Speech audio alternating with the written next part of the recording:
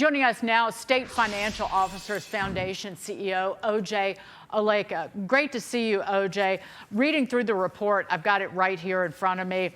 What was the most, going through some of the states, Florida being kind of top tier in uncovering fraud, what was the most egregious thing that was discovered? Well, it's good to be with you. There, quite frankly, were a number of egregious items that we found. There were lapsed payments in North Carolina. There was potentially improper Medicaid payments in Kentucky. There was roughly $400 million of DEI spending in Mississippi. And there are all kinds of issues all across the states. But the most important thing is that when you've got dedicated, courageous, conservative state financial officers, you can stop this stuff. And that is what exactly our state financial officers did. And we're proud of them for doing it. Can the J.D. Vance-led anti-fraud initiative help state-level officers like the folks that you're working with? How do you want to work with him to accelerate finding more fraud and stopping it? Well, what the vice president is being tasked to do by President Trump, leading the war on fraud, can absolutely help our state financial officers. One of the things that we found is that a lot of this fraud is based on federal programs. Of course, the vice president is the leader.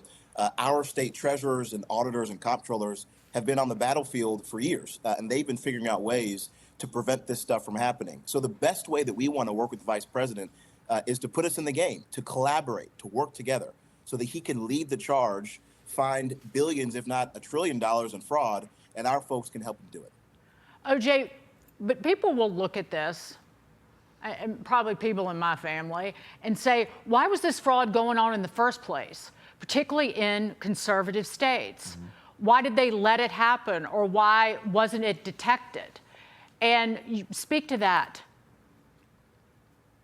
Well, that's an excellent question. And the short answer for that is, just like there is a deep state in Washington, there's a deep state in every single capital, regardless of whether it's run by a Democrat or a Republican, a liberal or a conservative. And so what our folks have now been empowered to do, again, based on the leadership of President Trump and Vice President Vance, is actually act courageously. Our folks have been trying to uncover these things for years.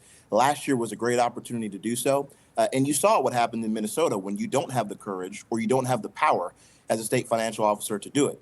So our auditors have been working diligently. Our treasurers have been making sure they can look under every single rock to find every dollar that they can stop being spent illegally. I'll admit, state auditor is not an office that I've had on my radar, OJ, but after everything that's happened in Minnesota and these other states, I'm like zoning in. Who's running for auditor in my state? We got to leave it there, but thank you for being with us, sharing what's happening at the state level. We will follow it.